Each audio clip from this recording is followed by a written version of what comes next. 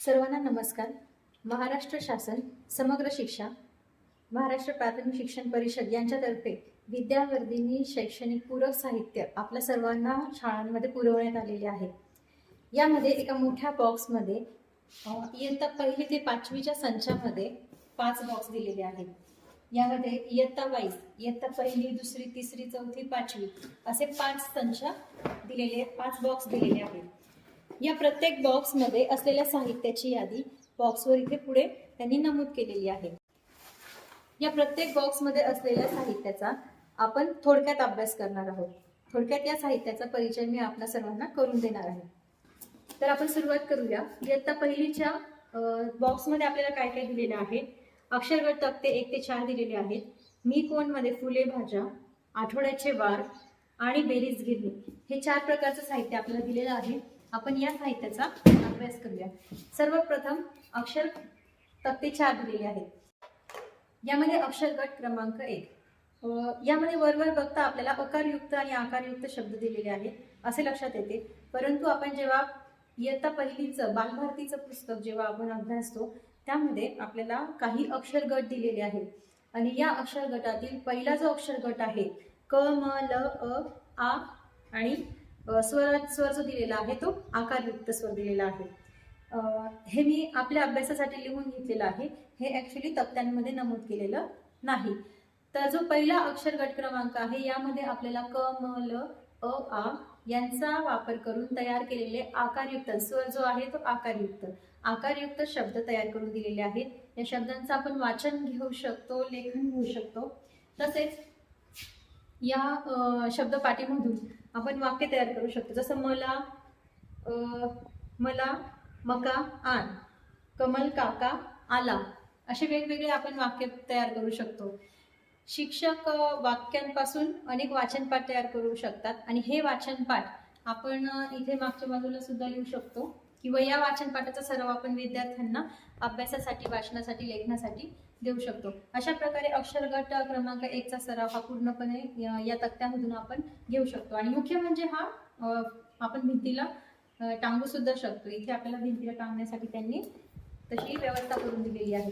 अक्षर गट क्रमांक 2 यामध्ये वर बघता आपल्याला इकारयुक्त शब्दांचा शब्द दिसून येत आहेत. परंतु बारकाईने अभ्यास केल्यास आपल्याला पाठ्यपुस्तकातील अक्षर गट क्रमांक 2 जसं घ, र, ब, ई, ऱ्हस्व ई, दीर्घ ई आणि स्वरमध्ये त्यांनी ऱ्हस्व पहिली वेलांटी आणि दुसरी वेलांटी ऱ्हस्व ई आणि दीर्घ ई याचा उल्लेख केलेला आहे. आता या सर्वांचा या अक्षर गट क्रमांक 2 आणि आपण यापूर्वी पाहिलेला अक्षर गट क्रमांक 1 या दोन्ही अक्षर गटांचा वापर करून ही शब्द तयार केलेले आहेत. या शब्दांचा आपण वाचनासाठी सराव घेऊ शकतो, तसेच लेखनासाठी सराव घेऊ शकतो आणि यांचं जर यांपासून वाक्य तयार करून शिक्षक वाचनपाठ तयार करू शकतात आणि त्याचा सराव सुद्धा आपण विद्यार्थ्यांकडून करून घेऊ शकतो. यानंतर पुढचा आहे अक्षर गट क्रमांक 3. अक्षर गट क्रमांक 3 यामध्ये वर पाहता आपल्याला उकारयुक्त शब्द दिसून येत आहेत. परंतु आपल्या पाठ्यपुस्तकाचा आपण जर आधार घेतला तर आपल्या इयत्ता पहिलीच्या पाठ्यपुस्तकातून आपल्याला अक्षर गट क्रमांक 3 मिळतो. न, स, प, त, उ, उ स्वरांमध्ये ऱ्हस्व उ, दीर्घ उ. तर या अक्षर गट पाटी क्रमांक 1, 2, 3 या तिघांचा उपयोग करून इथं वाक्य शब्द रचना तयार केलेली आहे. या शब्दांचा आपण वाचनासाठी, लेखनासाठी सराव घेऊ शकतो. तसेच यांपासून जर वाक्य तयार केली तर त्याची छान वाचनपाठ तयार होतील आणि त्याचा उपयोग शिक्षक मुलांना अभ्यासासाठी करून घेऊ शकतात. आता यापुढे पाहूया अक्षर गट क्रमांक 4. अक्षर गट क्रमांक 4 मध्ये सुद्धा आपल्याला वर पाहता एकारयुक्त शब्द तसेच इकारयुक्त, उकारयुक्त शब्द देखील दिसत आहेत. पाठ्यपुस्तकाचा संदर्भ घेता आपल्याला अक्षर गट क्रमांक 4 जो पाठ्यपुस्तकात दिलेला आहे च, ळ, ह, झ, ए आणि स्वर जो आहे तो एकारयुक्त शब्द. तर यांचा वापर करून या शब्दपाठीमध्ये शब्दांची रचना केलेली आहे. यांचा आपण वाचनासाठी सराव म्हणून घेऊ शकतो, लेखनासाठी घेऊ शकतो आणि यांपासून जर वाक्य तयार केली तर उत्कृष्ट असं वाचनपाठ तयार होऊन त्याचा विद्यार्थ्यांना आपण सराव देखील करून घेऊ शकतो. अशा प्रकारे हे 4 अक्षर गट दिलेले आहेत. यानंतर दुसरं साहित्य दिलेलं आहे आपल्याला मी कोण. निकोन मध्ये त्यांनी आपल्याला 2 बकेट दिलेले आहेत अशा, ज्या हँगिंग आहेत, म्हणजे आपण ज्या टांगू शकतो भिंतीवर. तर या बकेटमध्ये इथे वरती नाव दिलेलं आहे फुले आणि भाज्या. प्रथम यामध्ये आपण बघूया भाज्या.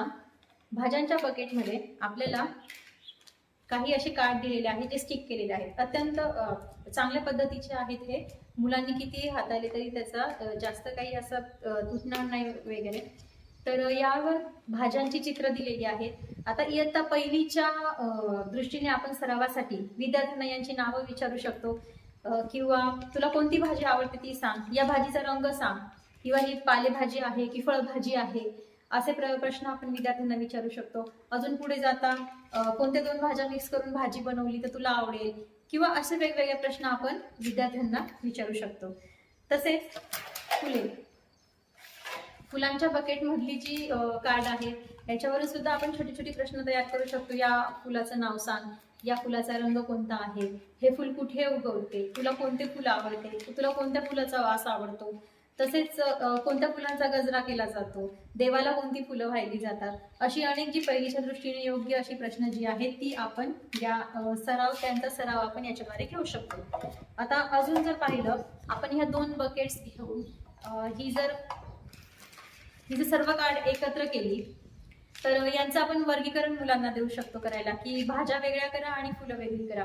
म्हणजे तुम्ही तुमच्या वेगवेगळ्या पद्धतीने तुमच्या कल्पनेने या साहित्याचा वापर करू शकतात. आपण विद्यार्थ्यांना कार्ड देऊ शकतो, यांची नावं लिहून काढा, हे सुद्धा म्हणजे अनेक प्रकारे आपण याचा अभ्यास घेऊ शकतो. अशा प्रकारे हे दुसरं साहित्य आहे. त्यानंतर तिसरं साहित्य आपल्याला दिलेलं आहे आठवड्याचे चला वाचूया आठवड्याचे वार. तर हे सुद्धा हँगिंग साहित्य आहे. आपण हे सुद्धा उत्कृष्टरित्या भिंतीवर टांगू शकतो. या सर्वांचा उद्देश असाच असावा की विद्यार्थ्यांच्या दृष्टिक्षेपात ही सगळी साहित्य राहावी, त्यांना वापरण्यासाठी सहजता यावी आणि व्यवस्थित म्हणजे ओलावा येऊ नये किंवा खाली पसारा होऊ नये, सगळ्याच गोष्टी, आणि मुलांच्या सातत्याने ही नजरेसमोर राहून मुलांना त्याचं चांगलं आकलन होणार आहे. यामध्ये एस्टरडे, टुडे, टुमारो, काल, आज, उद्या असं छान पद्धतीने दिलेलं आहे. यामध्ये आपण वारांचे 7 वारांचे काट्यांमध्ये रूपांतर त्यांनी केलेलं आहे. तर समजा गुरुवार, काल गुरुवार होता, मग आज शुक्रवार असणार आणि उद्या शनिवार असणार.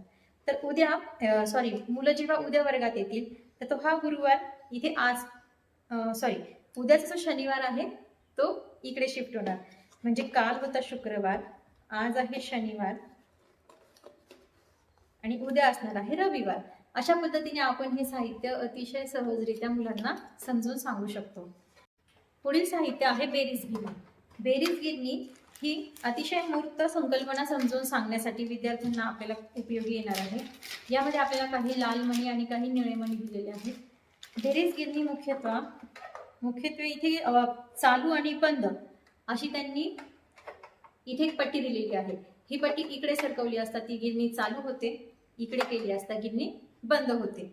असे काही छोटे छोटे नियम मुलांना सांगितले की ते खूप आवडतात. आणि सर्वात पहिल्यांदा ते साहित्य हातात घेतलं, अरे गिरणी सर्वात प्रथम चालू कर. त्यानंतर आपण विद्यार्थ्यांना गणित देऊया. यामध्ये इथे आपल्याला अंक दिलेले आहेत. हे जर आपण सरकवून घेतले तर 5 आणि अधिक आपण 2 घेऊया. 5 अधिक 2 किती उत्तर येतं हे आपण इथे नंतर खाली काढणार आहोत. आता सर्वप्रथम लाल गिरणीमध्ये 5 मणी टाकायचे आहेत. विद्यार्थ्यांना मणी सुद्धा विद्यार्थीच मोजतात आणि विद्यार्थीच मोजून हे 5 मणी टाकतील. मोजताना आपण सुद्धा त्यांना सर्वांना मोजायला सांगायचंय. 1 2 3 4 5. ही खाली जाण्याची पद्धत पण अतिशय छान विद्यार्थी रंजकतेने बघतात. पुढे आपण दिलेला आहे 2. आता 2 निळे मणी टाकूया. 1 2. यामध्ये ह्या खाली ट्रेमध्ये सर्व मणी एकत्र होऊन जमा होतात आणि बेरजेचा तोच खरा अर्थ आहे, एकत्र होणे, गोळा होणे, मिळवणे. तर हे सर्व मणी विद्यार्थ्यांना मोजायला लावायचे. 1 2 3 4 5 6 7. हे मणी बाहेर काढून पण मोजू शकतो किंवा तिथे सुद्धा मोजू शकतो. उत्तर आलेले आहे 7. ते इथे विद्यार्थी इथे उत्तर ते घेऊन येतील 7. अशी ही गिरणी आपण अतिशय आकर्षकरित्या विद्यार्थ्यांना समजण्यासाठी आपल्या पूरक शैक्षणिक साहित्यामध्ये नक्कीच वापरू शकतो. आता इयत्ता दुसरीचं साहित्य बघूया आपण. इयत्ता दुसरीच्या साहित्यामध्ये अक्षरगट तक्ते 1 ते 4 तक्ते आलेले आहेत. त्यानंतर संख्याज्ञान तक्ता, नाणी नोटा परिचय तक्ता, दिनदर्शिका, संख्या वाचन, विस्तारित मांडणी, मी कोण, वन्य प्राणी, पाळीव प्राणी आणि एक शेल्फ ट्रे, असं 8 प्रकारचं साहित्य आपल्याला दुसरीच्या ट्रेमध्ये दिलेलं आहे. इयत्ता दुसरीच्या आपण सर्वप्रथम अक्षरगट क्रमांक 5 जो आलेला आहे त्यामध्ये काय आहे ते बघूया. यामध्ये वर बघता आपल्याला दिसून येते की यामध्ये ऐकारयुक्त शब्द दिलेले आहेत. परंतु आपण पाठ्यपुस्तकाचा जर संदर्भ बघितला तर इयत्ता पहिलीच्या पाठ्यपुस्तकातील अक्षरगट क्रमांक 5 जो आहे द, ड, व, ग, ऐ आणि स्वर जे आहे तो ऐकारयुक्त शब्द, असे अक्षरगट क्रमांक 1, 2, 3, 4 आणि हा 5वा असे सर्वांचे मिळून शब्द इथे दिलेले आहेत. यांचा आपण वाचनासाठी, लेखनासाठी सराव घेऊ शकतो. तसंच यापासून तयार होणारी वाक्य आपण वाचनासाठी विद्यार्थ्यांना सराव, आता इयत्ता दुसरीसाठी आपण वेगळा सराव देऊ शकतो थोडासा. विद्यार्थ्यांना यातली 3 शब्द वापरून वाक्य बनवा किंवा एखाद्या वाक्यावर बोला किंवा आपण स्वतः वाचनपाठ तयार करून विद्यार्थ्यांना हे सरावासाठी देऊ शकतो. त्यानंतर आहे अक्षरगट क्रमांक 6. यामध्ये सुद्धा पाठ्यपुस्तकातील अक्षरगट क्रमांक 6 जो आहे इयत्ता पहिलीच्या पाठ्यपुस्तकातील ध, य, फ, ओ, ज, श आणि ओकारयुक्त शब्द, तर यांचा अभ्यास यामध्ये दिलेला आहे. यामध्ये 6 क्रमांकाचा अक्षरगट आहे, परंतु पहिल्यापासूनची सर्वांचा संदर्भ यामध्ये घेतलेला आहे. इयत्ता दुसरीच्या मानाने आपण आता इथे काय सराव देऊ शकतो हे प्रत्येक शिक्षक आपल्या कल्पनेने ठरवू शकतो. की त्यांना फक्त वाचन लेखन देऊ शकतो की शब्दांपासून वाक्य तयार करायला सांगू शकतो. असं वेगवेगळे आपण त्यांना यातून कल्पना, आपल्या कल्पनेने वेगवेगळा सराव तयार करून देऊ शकतो. तसेच त्यांना आपण वाचनपाठ यातून देऊ शकतो. आपणच एका शब्दावरून वाक्य तयार करणे, करून दाखवणे, मग विद्यार्थ्यांकडून करून घेणे, अशा अनेक प्रकारे आपल्याला यातून कल्पनायुक्त अभ्यास विद्यार्थ्यांचा घेता येऊ शकतो. पुढचा जो तक्ता आहे तो आहे नाणी नोटा परिचय. यामध्ये 1, 2, 5, 10, 20 अशी त्यांनी नाणी दिलेली आहेत. तसेच 10, 20, 50, 100, 200, 500 या नोटा सुद्धा दिलेल्या आहेत. आपल्याला वेगळ्या एका पेटीमध्ये हे मूर्त स्वरूपात नाणी नोटा हातामध्ये सुद्धा हाताळायला दिलेल्या आहेत. परंतु प्रिंटिंग स्वरूपाचे साहित्य दिलेलं आहे. तसेच हे भिंतीला टांगण्यासाठी व्यवस्था करून दिलेलं साहित्य आहे.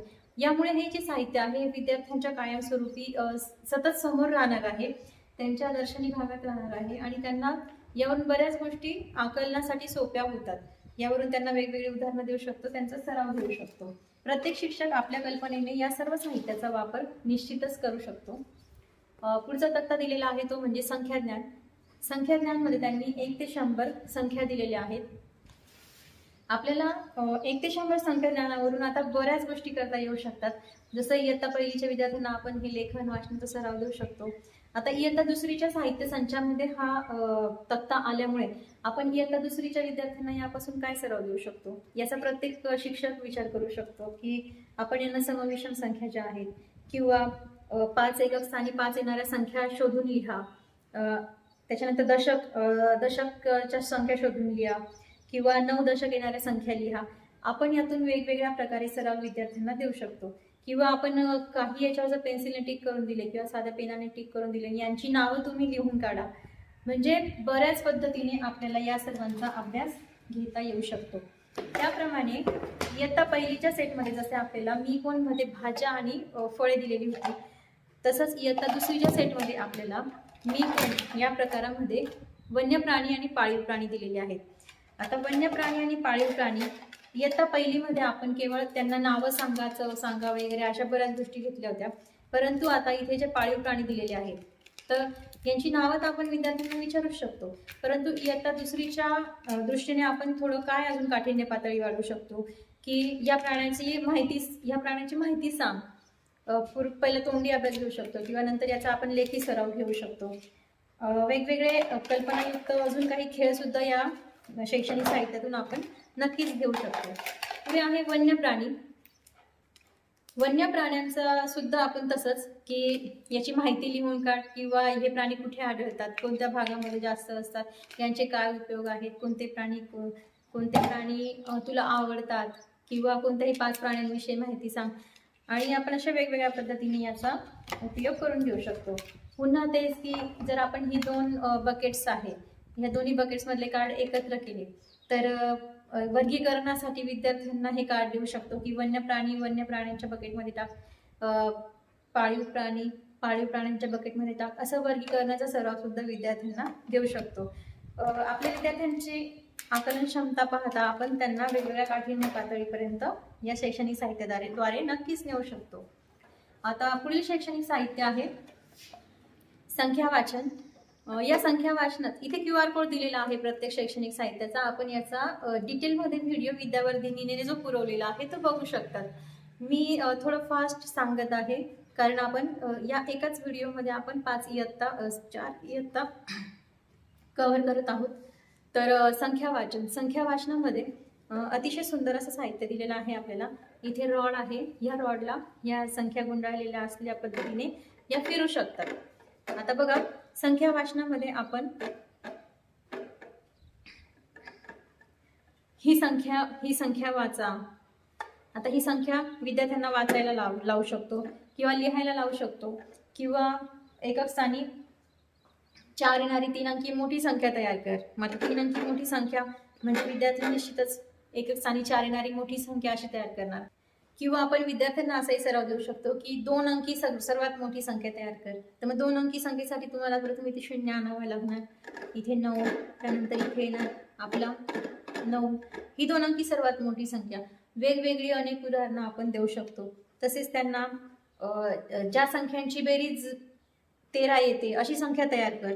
आता बेरीज 13 येते अशी संख्या समजा बनवायला सांगितली तर इथे आपण 7 आणि 4 आपण जर त्याला दिलेले आहेत तर या अंकांची बेरीज 13 येते का? तर 7 अधिक 4 11.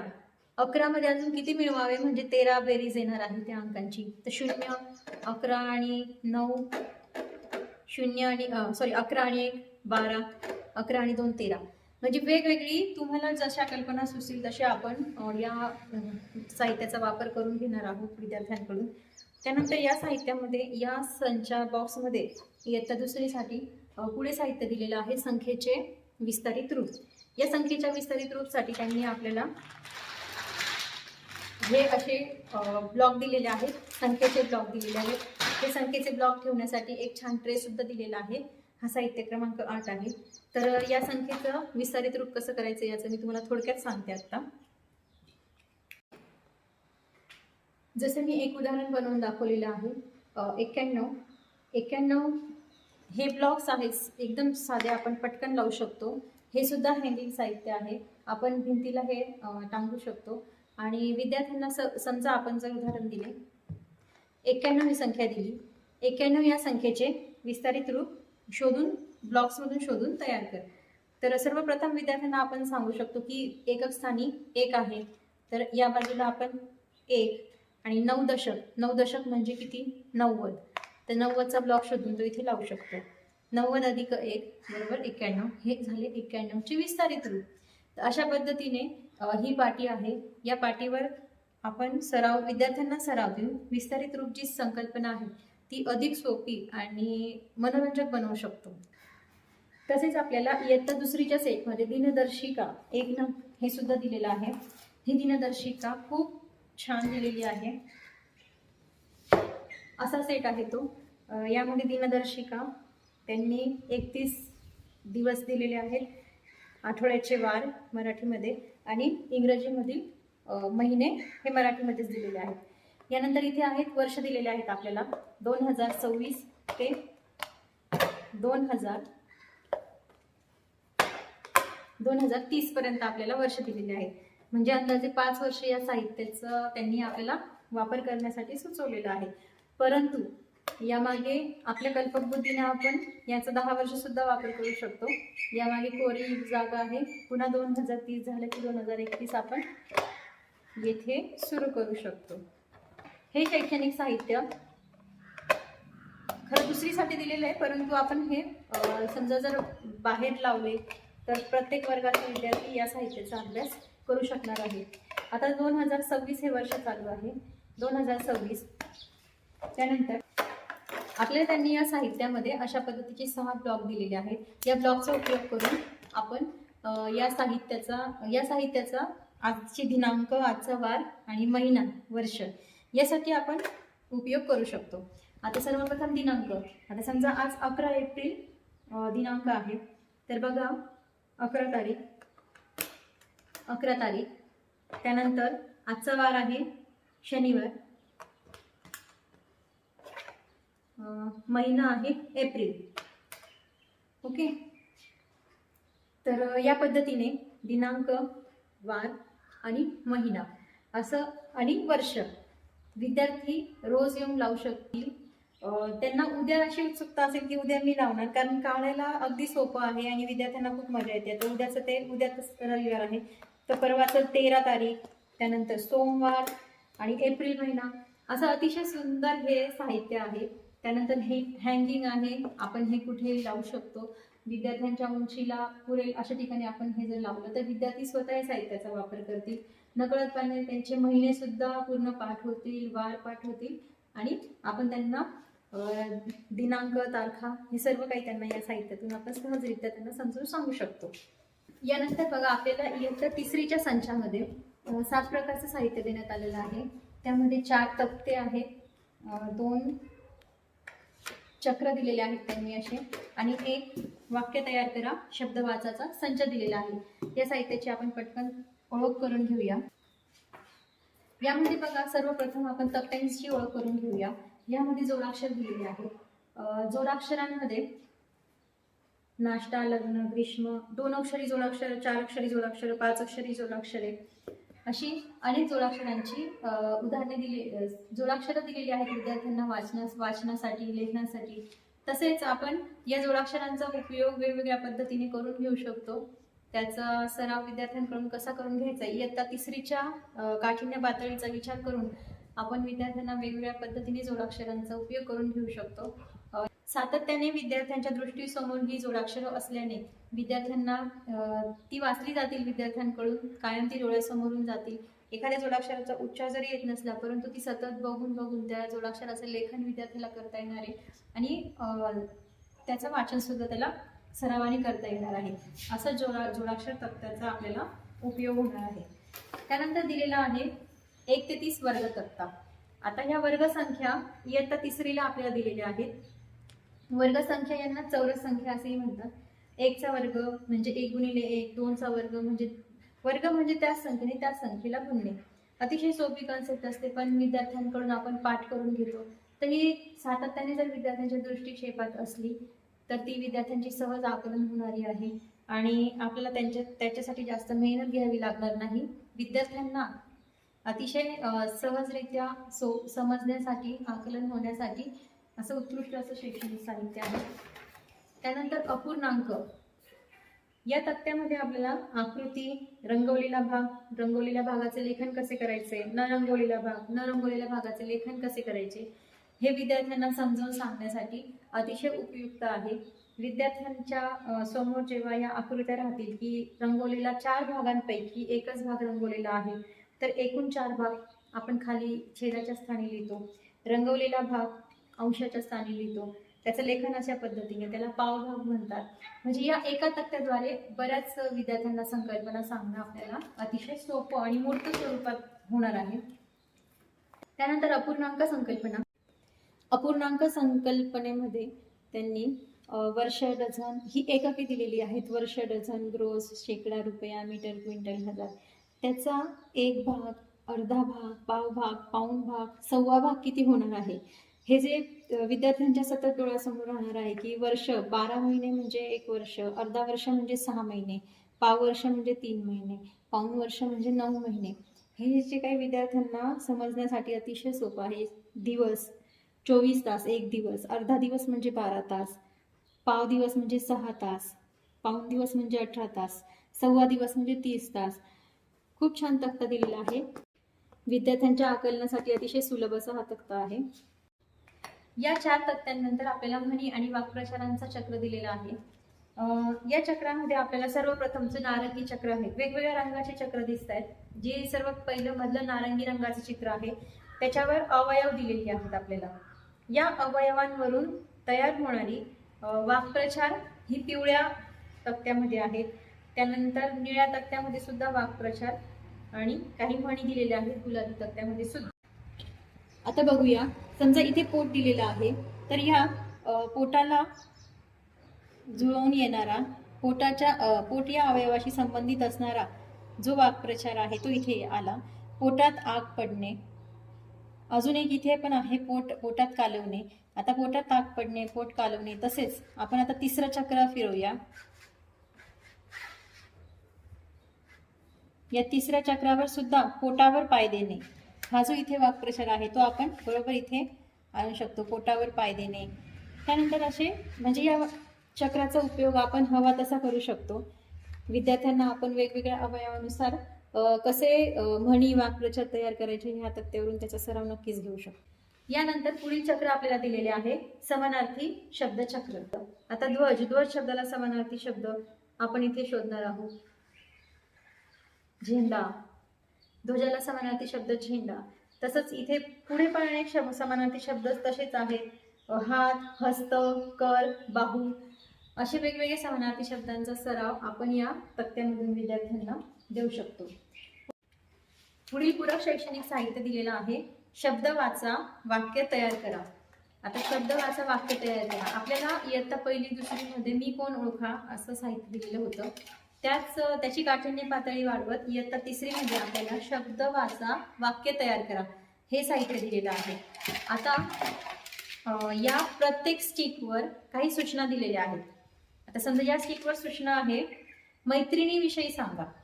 या स्टिकवर जी सूचना दिलेली आहे मैत्रिणीविषयी सांगा. आपल्याला मध्ये शब्द दिलेला आहे मैत्री. बाजूच्या पाकळ्यांमध्ये शब्द दिलेले आहे सुंदर, स्वभाव, नाव, आवड, खेळ.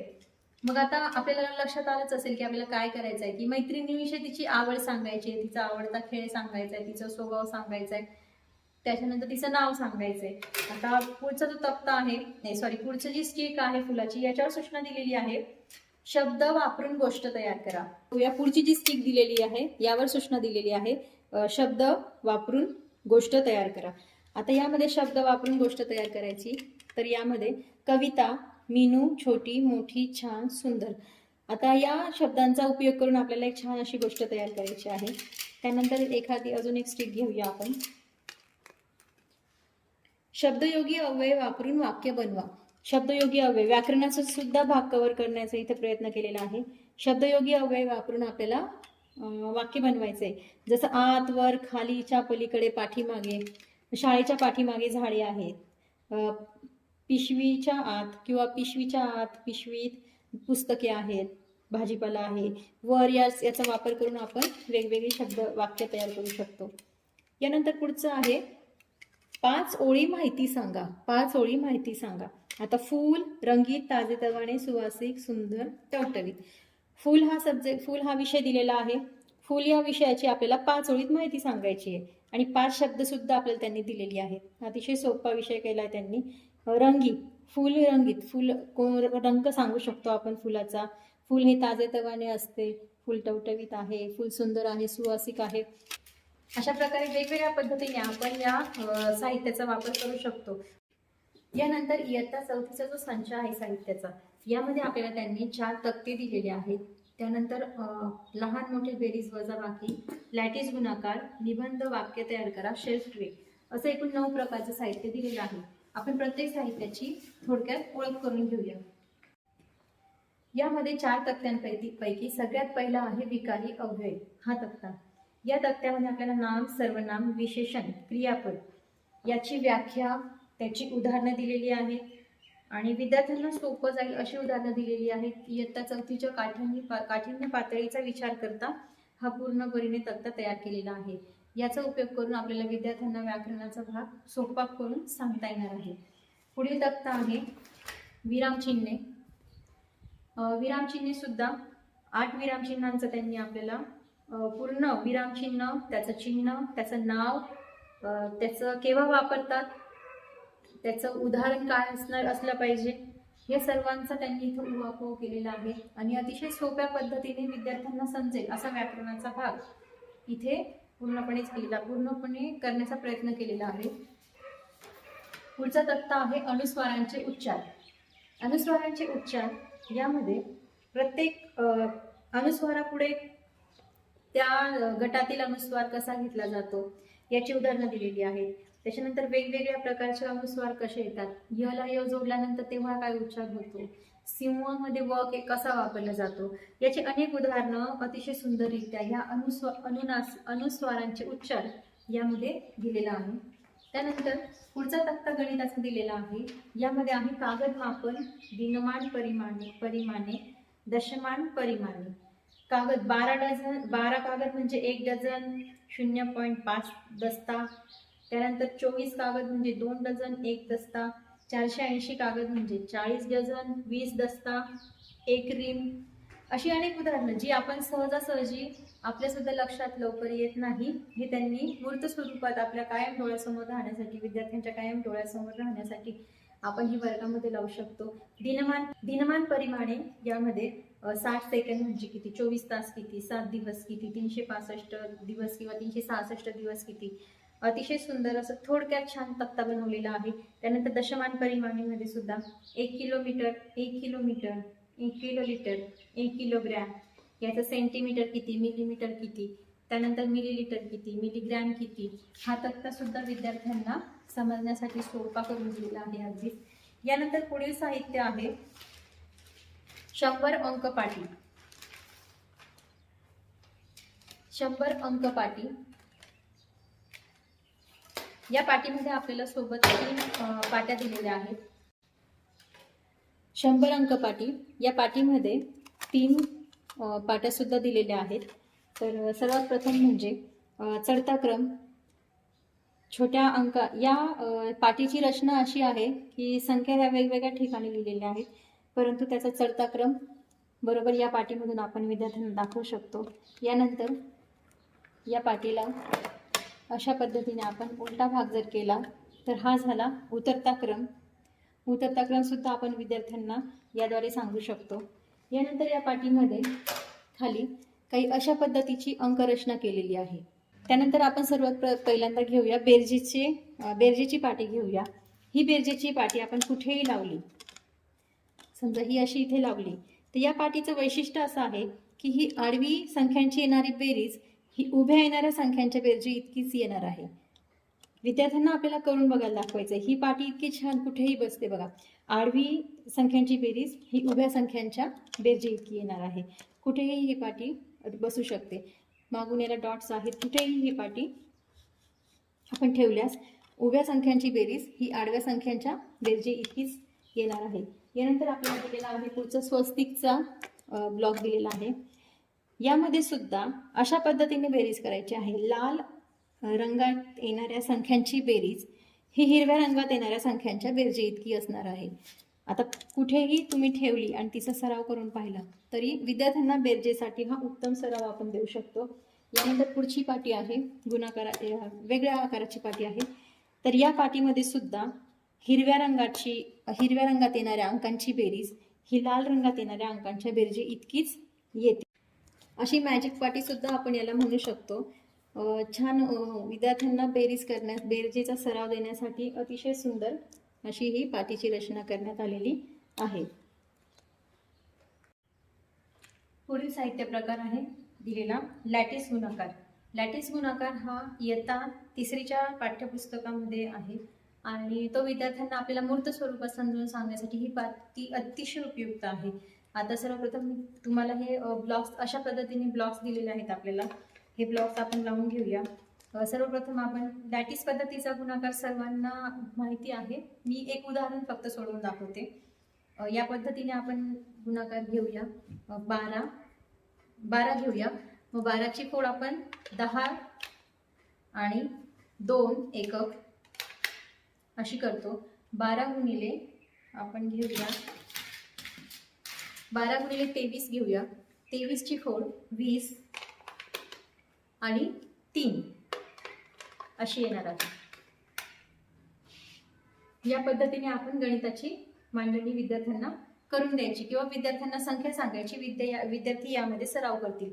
यानंतर 10 गुणिले 20 इथे 200 आणि 10 गुणिले 3 इथे 30 20 गुणिले 2 इथे 40 आणि 3 गुणिले 2 इथे 6 येतील आणि या सर्व अंकांची बेरीज करून आपल्याला या गुणाकाराचं उत्तर मिळणार आहे.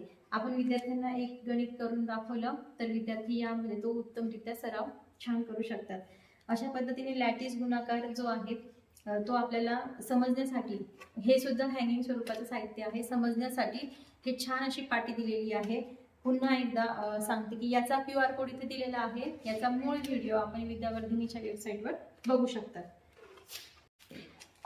लॅटिस पद्धतीच्या गुणाकारामध्ये जे काही तुम्हाला संख्यांचे जे ब्लॉक्स दिलेले आहेत ते ब्लॉक्स ठेवण्यासाठी एक शेल्फ दिलेला आहे, एक छान ट्रे दिलेला आहे. यामुळे ते साहित्य आपण व्यवस्थितरित्या रचू शकतो.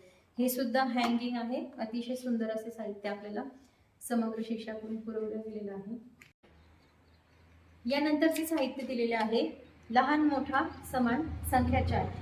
या साहित्यामध्ये आपल्याला 3 संख्यांच्या पट्ट्या दिलेल्या आहेत आणि एक आडवी पट्टी त्याला जोडलेली आहे. तसेच उभ्या ज्या पांढरा बॉक्स आहे, पांढरा ब्लॉक आहे, त्याच्यावर काही चिन्ह दिलेली आहेत. यांचा वापर करून आपण संख्येची मोठी लहान संख्या, तसेच बेरीज वजाबाकी बरोबर सर्व क्रिया ज्या आहेत या साहित्याद्वारे आपण करू शकतो. बघा, यामध्ये संख्या दिलेल्या आहेत. आता समजा ही 697 संख्या तयार केलेली आहे आणि इथे 482 अशी संख्या तयार केलेली आहे. आता यामध्ये विद्यार्थ्यांना आपण सांगू शकतो की दोन्ही संख्या प्रथम या संख्यांचं वाचन करा. या संख्यांमध्ये मोठी संख्या कोणती, लहान संख्या कोणती, तर विद्यार्थी मोठी संख्या लहान संख्या ओळखून याचं चिन्ह इथे करणार आहे. ही मोठी संख्या असल्यामुळे हे चिन्ह आपण इथे आणणार आहे. त्या पद्धतीने छोटी संख्या आली तर इकडे मोठी संख्या आली तर हे चिन्ह. त्यानंतर यांचीच आपण जर बेरीज चिन्ह तयार केलं तर या संख्यांची बेरीज विद्यार्थ्यांना देता येणार आहे. त्यानंतर या संख्येच्या समान संख्या तयार करा, ते विद्यार्थी समान ही संख्या इकडे तयार करणार आहेत. त्यानंतर या संख्येतून ही संख्या वजा करा. अशा अनेक पद्धतीने आपण या एका उदाहरणाला इतक्या क्रियांचा आपण सराव देऊ शकतो. त्यानंतर आपण वेगवेगळ्या पद्धतीने संख्या बनवू शकतो. अशा पद्धतीने लहान मोठा समान हा संख्यांचा चार्ट आहे. यामध्ये आपण विद्यार्थ्यांना लहान मोठ्या बेरीज वजाबाकी समान या सर्व क्रिया विद्यार्थ्यांकडून सहज आणि सोप्या पद्धतीने करून घेऊ शकतो. यानंतर पुढील साहित्य आहे निबंध वाक्य तयार करा. यामध्ये सुद्धा आपल्याला स्टिक्स दिलेल्या आहेत. या प्रत्येक स्टिकवर काही सूचना दिलेली आहे. आता समजा एक सूचना वाचूया. प्रत्यय लावा, शब्द बनवा व वाचा. आपल्याला प्रत्यय लावायचा आहे. इथे मध्ये प्रत्यय दिलेला आहे पणा. मग या प्रत्येक शब्दाला प्रत्यय लावून आपल्याला शब्द बनवायचे आहेत. मोठेपणा, सावधपणा, चुकारपणा, धीटपणा, आळशीपणा.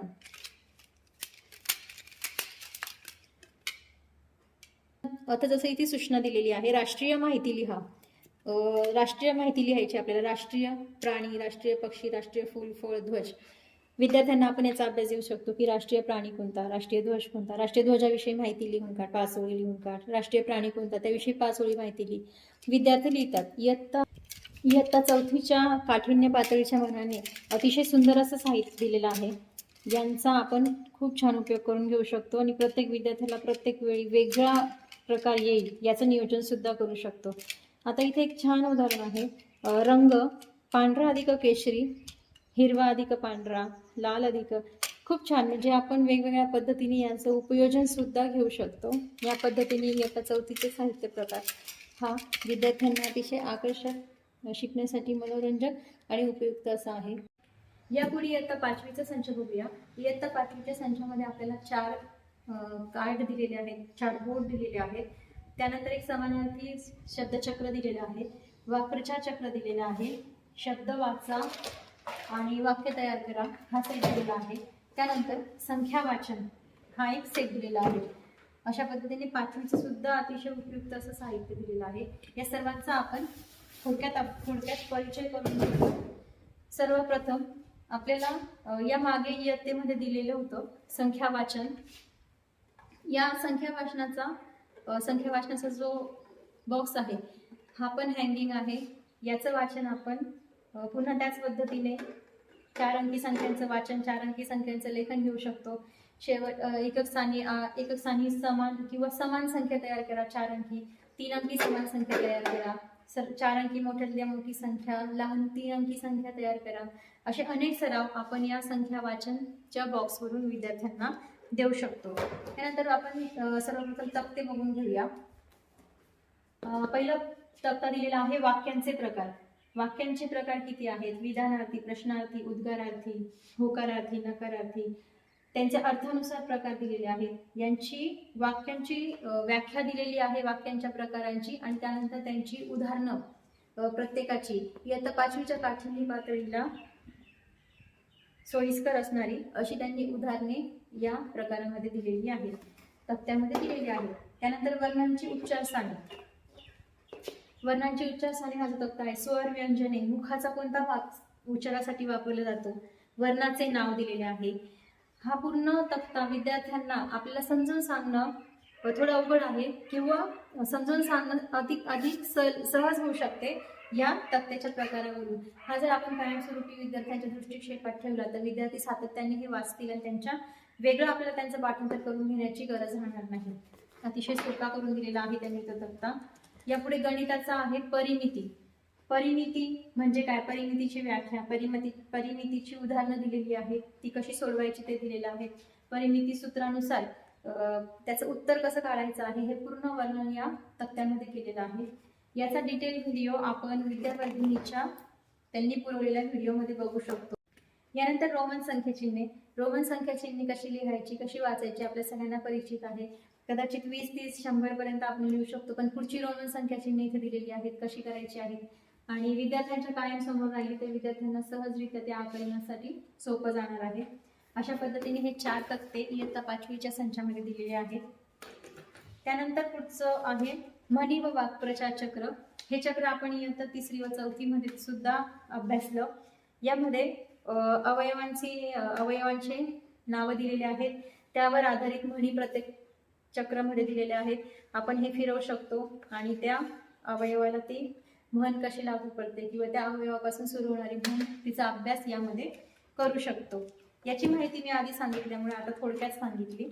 त्यानंतर पुढचं आहे समानार्थी शब्दचक्र. पुन्हा तेच की आपण एका शब्दाला दोन चक्र, एका शब्दाला सिलेक्ट करून या दोन्ही चक्रांमध्ये त्याचा समानार्थी शब्द शोधू शकतो. आता पुढचं साहित्य आहे शब्द वाचा, वाक्य तयार करा, संच. साहित्याचा प्रकार पुन्हा पुन्हा तोच होतोय, परंतु काठिण्य पातळी जशी विद्यार्थ्यांची वाढत जाते तसं त्या साहित्याची आकर्षकता आणि त्याचा आकलनाचा प्रकार सुद्धा वाढत जाते. हे आपल्या सर्वांच्या लक्षात आलंच असेल. आता शब्द वाचा, वाक्य बनवा. यामध्ये सुद्धा या प्रत्येक स्टिकवर आपल्याला सूचना दिलेली आहे. आता एक सूचना बघूया. भविष्यकाळी वाक्य तयार करा, लिहा व वाचा. बघा, इयत्ता 1 पासूनच्या सेटमध्ये हे साहित्य समान आहे, परंतु प्रत्येक वेळी त्यांनी त्याची काठिण्य पातळी कशा पद्धतीने वाढवलेली आहे. आता इथे दिलेलं आहे भविष्यकाळी वाक्य तयार करा, ते लिहा आणि वाचा. आता त्यांनी वाक्य दिलेले आहे, मी तुम्हाला हे जवळून दाखवते. यामध्ये वाक्य दिलेली आहेत आपल्याला. इथे सूचना आहे त्या स्टिकवर आणि यामध्ये वाक्य दिलेली आहेत. शेतकऱ्याने धान्य पिकवले, याचा आपल्याला भविष्यकाळ तयार करायचा आहे. मी पुस्तक वाचले, याचा भविष्यकाळ तयार करायचा आहे. मी गायन केले. आपल्याला एक उदाहरण विद्यार्थ्यांना करून दाखवायचंय, मग विद्यार्थी त्या पद्धतीने सर्व त्याची उदाहरणं बनवणार आहेत. मी गायन केले, मी उद्या गायन करणार किंवा मी गायन करणार आहे. म्हणजे आपण अनेक प्रकारे हे साहित्य वापरू शकतो. आता पुढचं तसंच आहे बघा. माहिती सांगा, फुलाची माहिती सांगायची. वर्तमान काळी रूपांतर करा, दिलेल्या वाक्याचं वर्तमान काळी रूपांतर करायचंय. मीरा गोष्ट सांगेल, भविष्यकाळ दिलेला आहे, आपल्याला त्याचं वर्तमान करायचं आहे.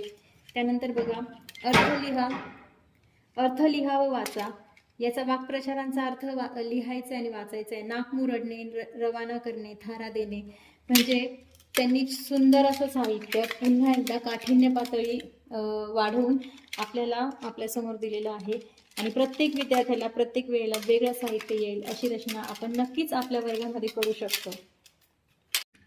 आपण सर्वजण हे साहित्य नक्कीच प्रभावीपणे वापराल आणि अतिशय मनोरंजकरित्या आपल्या कल्पकतेने या साहित्याचा वापर प्रत्येकजण वेगवेगळा करणार आहे.